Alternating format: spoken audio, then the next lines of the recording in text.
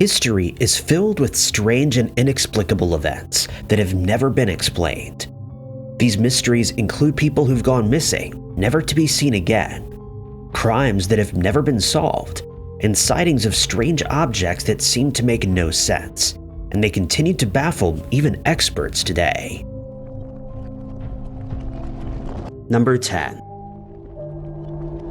The English mountaineer Frank Smith was born in Kent in 1900. He trained to become an electrical engineer and worked for the Kodak company for a while, but always had a passion for mountaineering, which served him well during the Second World War. In 1943 and 44, he served as a mountaineering training officer for the Lovett Scouts in the Rocky Mountains, and he would later go on to write several books about traversing the terrain that he encountered on that mountain range. But a decade later, he had set his mind to achieving a never-before-achieved goal: to reach the summit of Mount Everest. He assembled an expedition with which he intended to complete the seemingly impossible trek, and in 1933, the group set out to beat the odds. At first, the group was in high spirits, and they were confident that they would be successful. But as the conditions became more challenging and the elements started to take their toll, the group started to diminish, and before long, Smith was left to take on the mammoth task on his own. He'd likely been warned that this was not a good idea, since the slightest mistake on the mountain could prove fatal, but he disregarded this advice and decided to forge ahead. If he were to make it to the summit, his name would be written in the history books as one of the greatest mountaineers to ever live. But what happened to him next while on the mountain has been discussed by many experts and scholars, none of whom have been able to find a plausible explanation. Some sources state that it started while Smith was still climbing to the summit, while others have it that he was on his way back down, having failed to reach the top. Whatever the case may be, he would later describe that he started feeling uneasy, as if someone was watching him, which of course was impossible. But many people have attributed this to the fact that he was trying to summit Mount Everest without a supply of oxygen. But many other climbers have described the same feeling since, and the phenomenon has never been fully explained. Before long, Smith became convinced that someone was traversing the mountain alongside him, and on several occasions, he turned around to see who was there, but each time, he'd realize he was still alone. The feeling became so strong in his mind that at one point, he turned to his non-existent companion to offer them a bite of his mint cake, only to remember there was no one there. This is known as third-person syndrome, but it wasn't the only strange thing to happen to Smith while he was on the mountain. In his journal, he would describe seeing something he was never able to explain. He stated that when he glanced over to the north ridge of the mountain, he saw two objects floating in the sky. They were shaped like kite balloons, but differed slightly, since one seemed to have a small set of wings, while the other contained a structure that reminded him of a bird's beak. The objects seemed to pulsate while hanging motionless in the sky, and to make sure that it wasn't an optical illusion, he looked away and then back again, noting that the objects remained in the exact same spot. After doing this, the objects seemed to approach him, and he decided to keep walking. He then noticed that a strange type of fog had started to form around him, and soon the two objects disappeared into it. The fog cleared quickly, and he never saw the strange sight again. It's been suggested that Smith and the other mountaineers who've experienced third-person syndrome were hallucinating, but that theory remains pure speculation, since no definitive explanation has ever been found. Number 9. In May of 2018, a US government employee who was stationed in Guangzhou, China, reported an incident that left him feeling unsettled and confused. He was going about his duties as per normal when he suddenly became aware of a strange pressure around him, accompanied by a sound that he could not explain. He added that both sensations were very subtle, and that he'd never experienced anything like it before. As soon as he reported the incident, the authorities realized that it was very similar to another incident that had taken place in Cuba 2 years earlier. On that occasion, US employees who were stationed in Havana reported suddenly hearing loud noises coming from a very specific direction, and they were immediately taken aback. They described the sounds as similar to that of grinding metal. Others experienced it as a buzzing noise, humming, or a squealing sound that they could not pinpoint or explain. While this was happening, they started experiencing pressure around them. One employee stated that it reminded them of being inside of a moving vehicle with the windows rolled down slightly. While one of the incidents lasted for just 10 seconds or so, another went on for close to half an hour, and many of those who heard the sounds, now known as Havana syndrome, were worried that they might be suffering a brain injury, either due to the incident or before it happened. With no plausible explanation found, experts started searching for a likely cause. Some suggested it may have been an attack carried out with some kind of sonic weapon that could confuse the victim. Those who subscribed to this theory believed that the sounds that they heard were the result of the pressure the sufferers were feeling, and they later revealed that if these incidents were indeed the result of a sonic attack, they were unlikely to cause an injury to the sufferer's brain. Many doctors have attested to the fact that if they weren't informed of the incidents beforehand, they would have treated these patients as though they'd suffered a brain injury, such as the type caused by an explosion. The patients were examined, though, and they complained of a host of symptoms, including headaches, tinnitus, severe earache, vertigo, an inability to concentrate, and disorientation. They also started having issues with their balance and struggled to recall even basic memories. These symptoms remained with them for months in some cases before they returned to normal. At least 2 victims were treated for post-traumatic stress syndrome, and one saw a serious decline in their work performance. Others experienced symptoms for much longer and eventually had to resort to wearing hearing aids. Some started having trouble falling asleep at night, and others showed the same symptoms as someone who'd suffered a severe concussion. An investigation into incidents in both Cuba and China was launched, but no definitive proof of a sonic attack was ever found, and experts continue to do their utmost to draw a plausible conclusion. Number 8. Beaver Dunes Park in Oklahoma has gained a reputation for being rather creepy over the years, since many people have experienced strange and inexplicable phenomena while traveling through or exploring the region. It's since become known by locals as the Shaman's Portal, and the first account of an unexplained event was supplied by the soldier explorer called Francisco Vasquez de Coronado in 1541. At the time, he and a group of men were traversing the Oklahoma Panhandle, and they were surprised to stumble across the massive sand dunes that can be found there. They decided to explore for a while, but soon grew to regret that decision. At one point, one of the men directed the other's attention to the fact that strange green lights were glowing in the sky a short distance away. 3 of the crew decided to investigate, and according to reports, started running in the direction of the lights. Before they could reach the area, though, a series of bright green flashes, later described as similar to lightning, engulfed them, and when the light dissipated, the 3 men were no longer there, and they were nowhere to be seen. Some sources would later state that Coronado and his men were warned by Native American tribesmen to stay away from the dunes, and it's since been suggested that it is in fact an ancient burial ground. Needless to say, such a sensational tale attracted many tourists, and continues to do so today, many of whom have interesting stories to tell of their time spent on the dunes. Some have seen similar lights, or lights of a different color, floating in the sky. Others have reported seeing strange men arriving in the dead of night, after which they started digging in the dunes for unknown reasons. The witnesses are insistent that the men were dressed in military uniforms, and that they were there for nefarious purposes. Coronado was convinced that the incident involving his men was, as he described it, the work of the devil, and many others share his sentiment. While researchers and archaeologists believe that there has to be a logical explanation, none has been found to date, and predictably, many theories have been posited in an effort to explain these strange events. One of the prevailing theories is one that crops up when such a strange incident is reported. UFOlogists believe that the area was the site of an extraterrestrial aircraft crash, and that the technology aboard this craft is responsible for the green flashes that the expedition saw that day, as well as the many other unexplained disappearances that have taken place over the years. Number 7.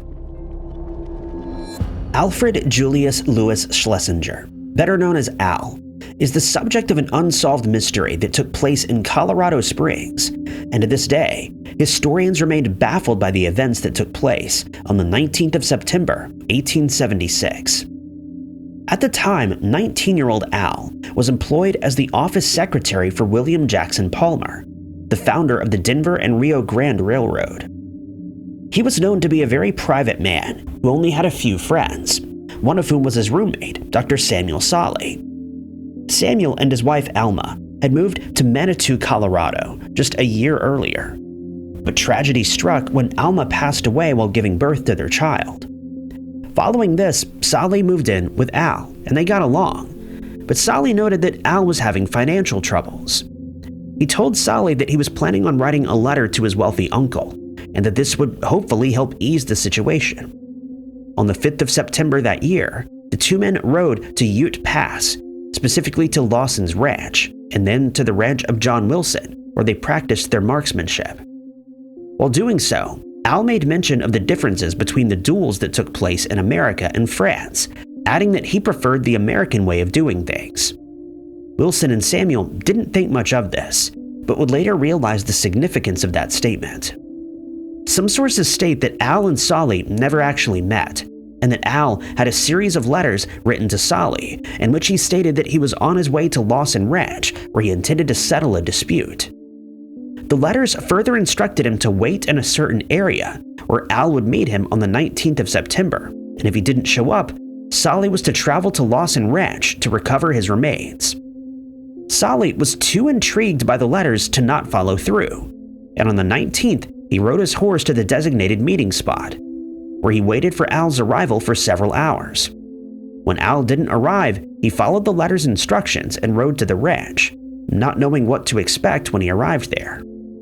The letter stated that he would find Al's remains there, and this was indeed the case. Solly found him lying face down on the ground, and it was immediately obvious that he was no longer alive.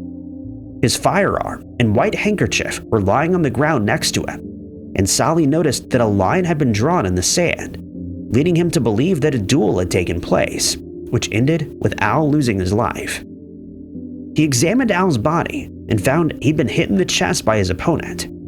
He looked around the area and found no sign of the man who ended Al's life, and the incident was reported to the authorities. The incident was reported by newspapers across the country, and many people attempted to solve the mystery, but with no clues, their efforts were unsuccessful. And to this day, we have no idea who Al met with that day, and the nature of the grievance between the two men has also never been revealed. Number 6. The London Monster was a man who, in the 1790s, terrorized the streets of London. He'd been likened to the famous serial killer Jack the Ripper, but the monster's crimes were committed almost 100 years before the Rippers, and both cases remain unsolved. While the London Monster's crimes were sensationally covered by newspapers at the time, it was only in the year 2000 that historians learned about it, thanks to a crime poster that was uncovered at the British Library by historian Jan Bondison. Once Bondison learned of these cases, further research was conducted, and now the story is being retold with as many accurate facts as possible. It started in 1788 when a woman named Maria Smith arrived at a friend's house on Fleet Street. As she walked to the house, she was approached by a man that she'd never met before, and he started making crude comments towards her. She tried to ignore him and walked away, but he followed her to her friend's address. She knocked on the door, but the man then stepped up, produced a blade, and attacked her. When the door was opened, she rushed inside, and surprisingly, it was only then that the attacker decided to calmly walk away. Maria survived the attack, but would suffer from trauma as a result, and remained bedridden for months after the fact. She was able to describe the attacker to the police, reporting that he was of a slender build and shorter than average. He had pale skin, a shaky voice, and was suffering from an injury or defect to one of his legs and foot. He was dressed in light colors, wore a hat to one side of his head, and other than the blade, he didn't seem to have any possessions with him. The following year, he attacked his second victim, Sarah Godfrey. She would report that a strange man followed her from Bond Street to Piccadilly, and when she tried to enter a store to get away from him, he walked up to her and started making rude comments. He remained outside while she was in the store, but followed her home to Charlotte Street, where he produced a blade and injured her upper thigh. That same year would see a total of 8 attacks, with some women stating that the attacker threw artificial flowers in their faces before they were attacked. In 1970, the man seemed to change his MO. The monster attacked 6 women in just one day, the 18th of January, and this time he produced not only a blade, but a blunt object that he used to hit some of his victims over their heads. At one point, the attacks were so frequent that the police believed the crimes were being committed by several men, but the victims all gave the same description of their assailant. Shortly after the 57th attack in June that year, one of the victims spotted her attacker in St. James Park, and her boyfriend managed to corner the man. He was arrested, and his name was revealed to be Renwick Williams, an artificial flower salesman. When his house was searched, several blades were discovered, but at his trial, several victims remained unsure that he was the culprit. Nevertheless, he was found guilty and sentenced to 2 years in prison, despite the fact that he had an alibi for the time of several of the attacks. Number 5. In mid-June 1970, the friends and family of Harvey and Jeanette Crew tried to get in touch with the married couple, but for 5 days they were unable to do so. They failed to answer their phone, and on one occasion, a man named Jerry Moore traveled to their home in New Zealand to check on them, but got no answer at the door. On the 22nd of June, a stock agent contacted Jeanette's father, Len Demler, and informed him that he was supposed to pick up a few sheep from the culprit's house, but couldn't locate them. Len decided to travel to the house to see what was going on, and when he arrived, he found it strange that the house's outside lights were still burning. He entered through the back door, and to his dismay, found the lounge in disarray with a rug and a cushion missing. He also noticed that the room contained a lot of biological material, but to his relief, the couple's baby was unharmed in her bed. Strangely, he then left her in the house and went home, where he contacted the stock agent, but was told he was unavailable. He waited a further 15 minutes, called again, and canceled the trucks that were supposed to pick up the sheep at Harvey and Jeanette's house. Next, he went to Owen Priest's farm, and the 2 friends returned to the scene. They searched for the couple to no avail, and finally, Len removed the baby from the house and left her with a neighbor. News of something untoward having happened at the house spread quickly, and many people from the area entered the house, destroying a lot of potential evidence before the police were even informed of the situation.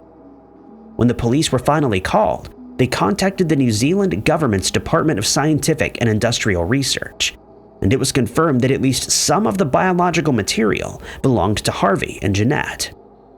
Investigators from that group decided that the couple had been attacked with a blunt object, and judging by the volume of biological material present, they were no longer alive. They speculated that the weapon used in the attack was destroyed in the house's fireplace. Investigators realized that despite the couple being missing for 5 days, their baby was found in relatively good health, and a doctor stated that she had definitely been fed during that time, and her diaper had been changed. The animals on the farm had also been fed, and hence it was speculated that a woman had committed the crime. This theory was bolstered by a witness who saw a woman sitting in a parked car in front of the house. He described her as having light-colored hair and dressed in slacks. He added that he recognized the car as the missing couple's, but he'd never seen the woman before. Despite this, Lynn was named as the sole suspect since biological material was found in his car, and he lost a share of the couple's farm when his now deceased wife left her share to Jeanette instead. Len refused to aid in the search, but stated that they would be found in the Waikato River. Days later, this was proven to be true, when first Jeanette and then Harvey were found in that river, and their lives have been ended by a firearm. The person responsible for the attack was never identified, and renewed efforts to solve the mystery have only proven that the case appears to be unsolvable. Number 4. The case involving 43-year-old Frances Marshall started on the 28th of September 1914 in her hometown of Freeman's Bay in Auckland, New Zealand. It's known that at around 7:30 that evening, Frances left her home and walked to Wesley Street, where she visited a friend. She also visited another friend on Hobson Street, arriving there at 9:30 and leaving a short while later, stating she was heading home for the night. The next morning, her husband Frederick was told by a neighbor that Frances had been attacked and that she lost her life in the process. He was then told by the police that Frances was found deceased by a member of the public who was walking along Upper Nelson Street that morning. An autopsy revealed that she'd been struck in the face, causing a fracture to her jaw, after which she was attacked with a blade.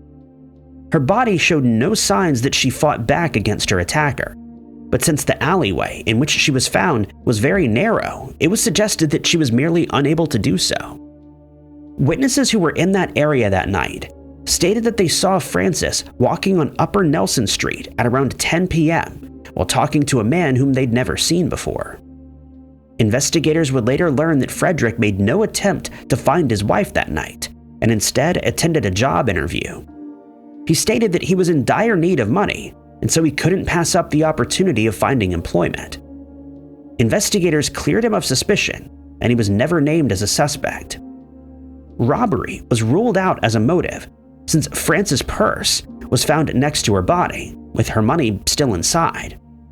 The watch that she wore around her neck had not been stolen, and when she was moved, more money was found to have been trapped beneath her remains.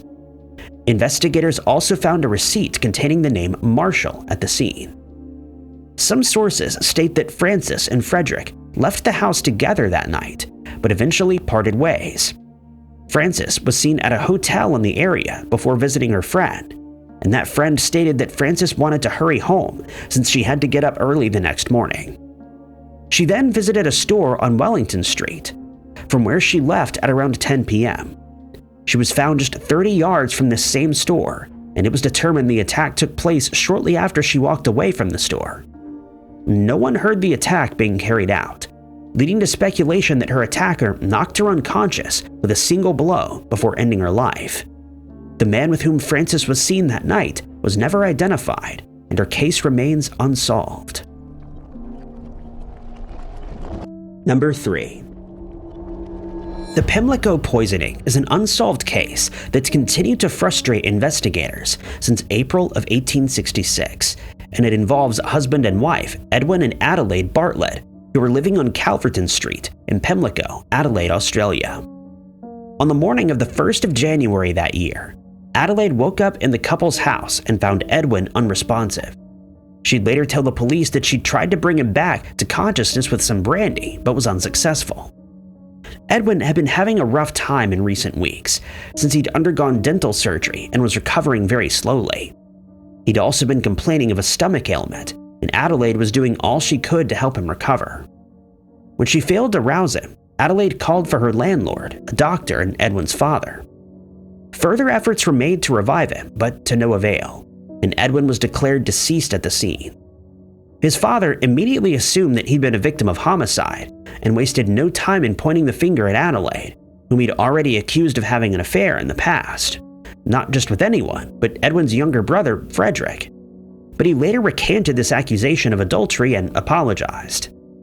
It was found that Edwin had a large amount of chloroform in his stomach, but strangely, no trace of it could be found in his mouth or throat. It would also come to light that Reverend George Dyson and Adelaide had been seen kissing on one occasion in front of Edwin, who didn't seem to mind. He was considered a suspect when it was found that he'd bought 4 small bottles of chloroform before Edwin lost his life, but the charges against him were dropped when he agreed to serve as a witness to the prosecution. The doctor who was tending to Edwin stated that he had almost made a full recovery when he lost his life, but he'd claimed that he was being hypnotized by persons unknown for unknown reasons. He later added that he had traveled to the dentist with Edwin and Adelaide the day before he was found deceased, and the couple seemed to be very much in love. They returned home and had dinner, after which Edwin asked his landlady to serve haddock for breakfast. It then came to light that Edwin, who was convinced that he was on the verge of passing away, had asked Dyson to marry Adelaide once he was gone, and he'd been made the executor of Edwin's will. Dyson claimed that Adelaide asked him to purchase the chloroform in question, stating it helped Edwin fall asleep.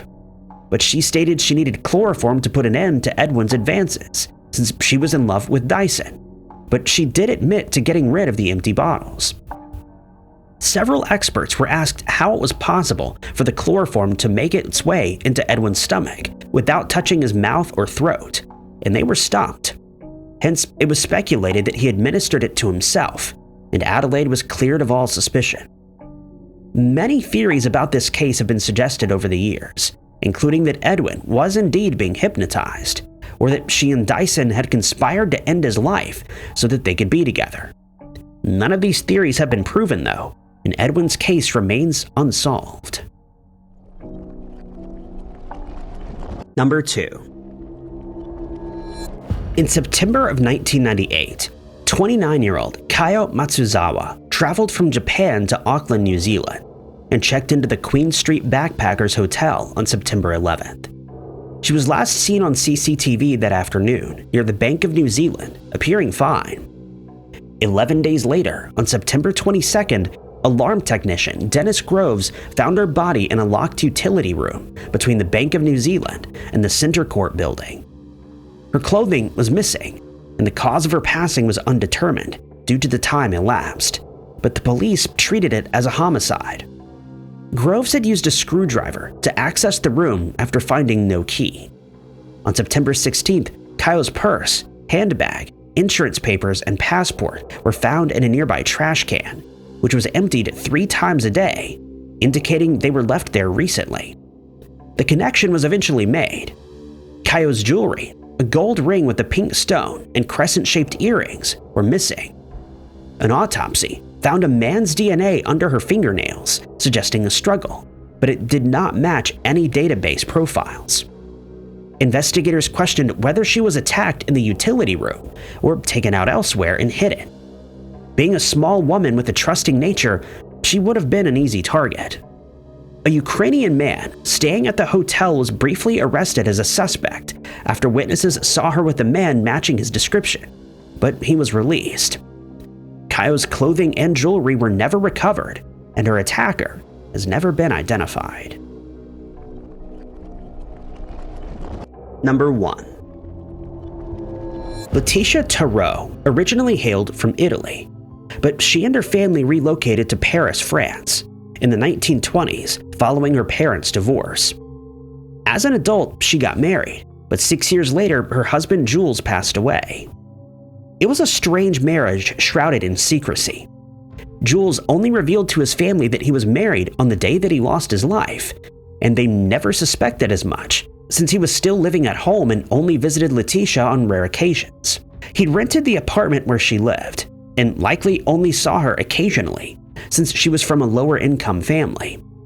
When they were told of the marriage, they became enraged and removed Laetitia from Jules's will. Laetitia was employed at a wax factory in Paris, and as a second job, she worked as a cloakroom attendant in a shady part of the city at night.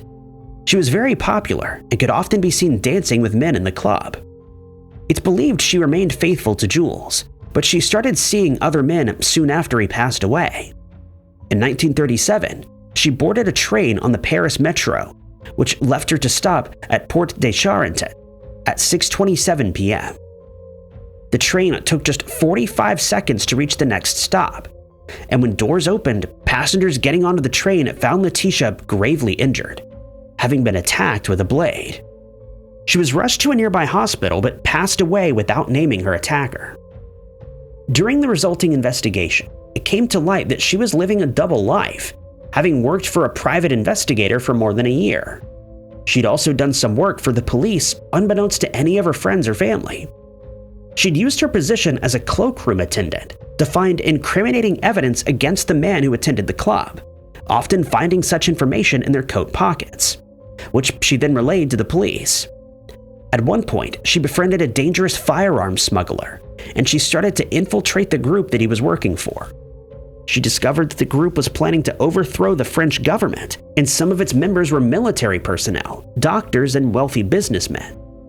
At one point, members of the group started to suspect that Laetitia was working with the police, and they devised a plan to test her loyalty. She was told that a shipment of weapons would be arriving at the Swedish border at some point, and not knowing that she was being tested, she relayed this information to the police. When the car in question arrived, it was seized by the police, but found to be empty. Hence, it's believed that she failed the test, after which her association with the police was no longer in question.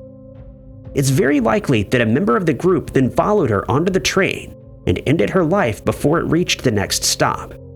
It was confirmed that she was the only passenger in the first-class car, and no one had seen her attack her, who managed to flee unseen.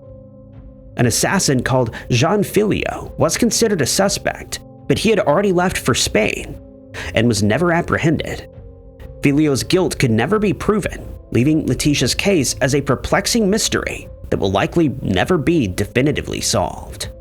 Thank you guys so much for watching. If you liked this video, be sure to hit that like button. Also, don't forget to subscribe and click that notification bell to keep up to date with all of our future uploads. But my name is Ty Knotts, and I'll catch you guys in the next video.